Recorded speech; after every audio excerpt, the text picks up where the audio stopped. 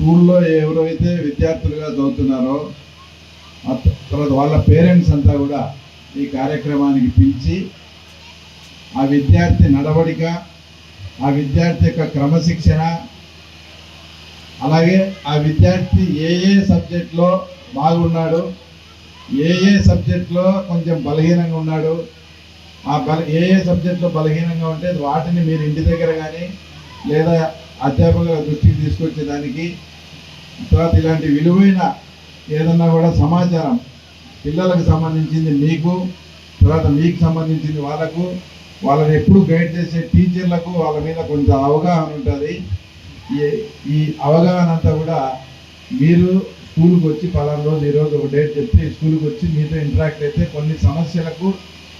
ఎందుకంటే ఒక విద్యార్థి భవిష్యత్తును